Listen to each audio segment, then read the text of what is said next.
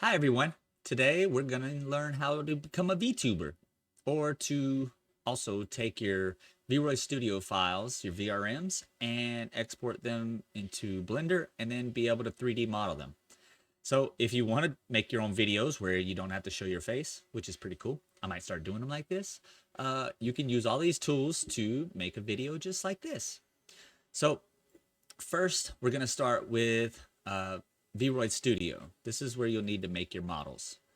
So what we'll do is we will do just like this and boom shakalaka. So this is what it looks like when you open VRoid. Here are characters that I pre-made, and here's the default samples that you can begin a base with and modify. I'm just going to go ahead to mine. Here's all the options and variations you get. So you can change your face, change up all the eye settings, really a whole heap of stuff. You can change your hair, change how your hair sits, back, front, extensions, all of that. You can change your body, and you can go in and modify how it looks. You can go in and change outfit, all of these things, accessories. You could change your look, shading on your skin, rim light, all sorts of stuff. Body should also give you options. There's ways to paint on skins and stuff. All right. So once you have your character modified and created, you're going to go up here and you're going to export as a VRM. Once it goes to export, you can modify any of this stuff, reduce your polygons, change all that, reduce materials, combine things, flatten things down. I didn't really do that too much, but it'll probably help on what you have to do in Blender exporting anything. So I'm going to go to export. So you want to export this as a VRM 1.0 because that's what is going to be used for Blender. You can go ahead and export one as a VRM 0.0 also. I can't remember if inside of this next app it sees any of that. So if you want to do like this and just do VTubing stuff, that's nearly it. The next thing you'll do is you'll take your model and open it up in VSeeFace. That's the one that's already right here. So if you notice, they both pair. So what I have output into the screen matches exactly what's on the gray background. So inside of here, once you open it up, you can go to avatar selection. It'll open up just like this. So you can choose your different avatars. So I'm going to go to Zach's, select him. Look, now I took over his control of his avatar. Go back to mine, select. All right. Inside of here, you can go to settings. There's general settings. You can change all the blink settings, the lip sync, a whole bunch of stuff. I just pretty much left it default, and I did auto blink. I didn't like how it was sensing my blinking pattern and was making me just look very tired. You can also go in here and clear the background so nothing shows up on the screen that you're exporting. So once you get VC going, you want to open it up just like this, and you'll go into OBS and whoa, let's not do that. Here, I'll just show you just like this. So inside of OBS, of course, you'll have your scenes. You want to add a source. I added the display capture source. Let's see if we can just change the settings. Yep. So I'm going to change automatic. And that's the monitor. That was not it. Sorry. Game capture source. Duh. And here it goes into the specific capture window, VSeeFace. I allow the transparency to go through. That's going to keep me from having to clear out the background. So if you want to do that, you just go into plus to add it, go to game capture, and make your settings. So that's how you can create your own character and make your VTuber profile to make videos just like this. And then you can just change it up like that, clear you out. Now you're in a nice city or whatever you want to do. You can change up your backgrounds however you want to later on. So let's go back to display. All right, so now that we have that and we have our VTuber set, what we're gonna do is maybe we wanna take this character and export it as a STL to 3D print. So we already have our character created, right? So we exported it as a 1.1 or a 1.0 character. Now you'll open VRM Posing Desktop. This is where you can go in and add your characters or whatever you want to do. There's presets, and then there's also ones that you can build in. So I don't need to. I already have my character imported. Now we're going to select a pose, and let's go to a battle pose. So we do like that. It's pretty cool. You can actually do animations and everything with this app and all too. So, all right. Once you get that done, you'll just export right here, and you'll export the VRMA. So you need a VRM and you need a VRMA. So once you have the VRMA, we could just exit that. We don't need it anymore.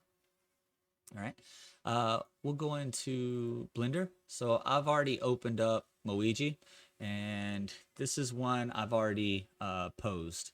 Actually, let me see. Let me open up the other one, and it should be. It's probably going to have it already posed. Yeah. Okay. So we'll go back to the other one because I want to show you how to flatten this down for 3D printing. If you don't do any subdivisions, the 3D print's going to look very geometric. So if you look inside of here and you see all of these options, actually, let's go back.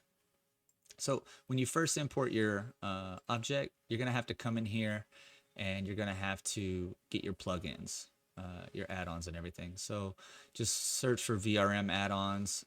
You'll just import it, find where it's at, go in here and install from disk, find your VRM add-on, and then activate it. Here I have it right here. All right, so once that's done, you'll have the options to import VRM and VRMA. So from VRM, of course, we would, where's she at? Boom. Be able to select any of our VRM files. You have to have a VRM1. It will not take a VRM 0.0 file. So once you import it, your model will be here in a T pose. Then you'll import your VRMA, which would be one of these. So I have different ones. Then it'll come in here. It may not fully set if you just move your time marker up one and then move it back to 0. It'll set your character's pose, and you'll get this. So once you have your character like this, notice we have collections, armature, and all that. So what we want to do is we want to flatten this. So once it's done posing, you can go into pose mode. There are settings. So this is where I did a bunch of stuff and messed around and got it flattened.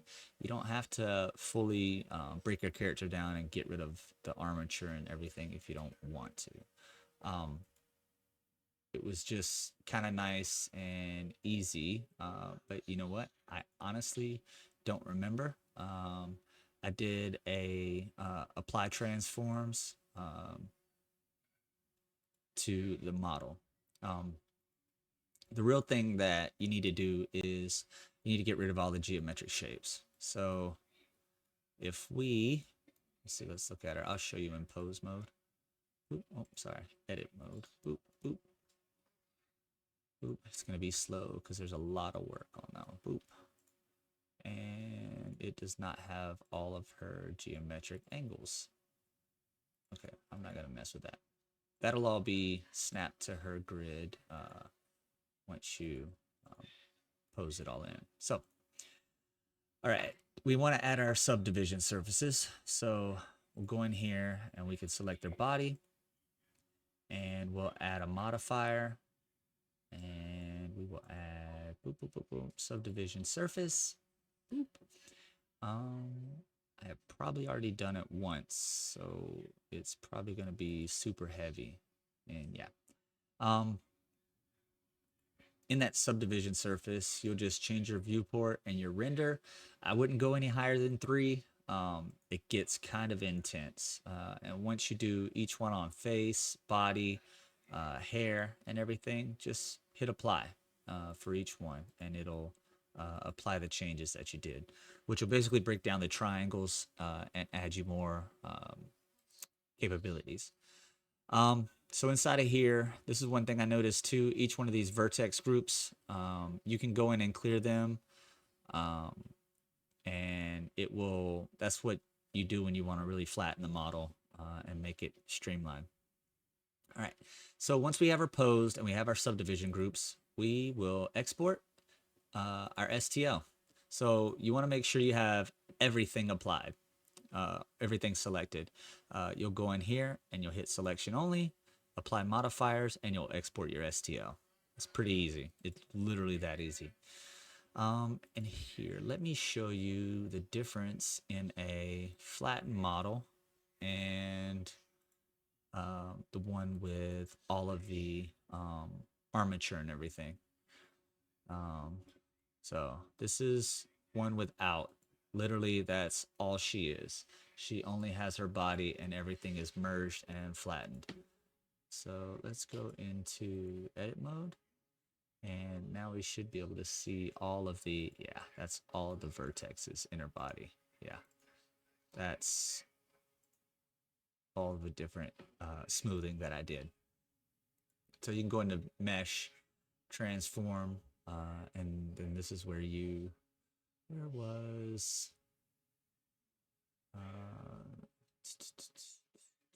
merge by distance. That's what starts applying everything to. So, all right. So once you have, you really just need the subdivision surface fix. Once you have that, it's all good. Everything else is just making it flatter. So that way it's easier to modify and move around.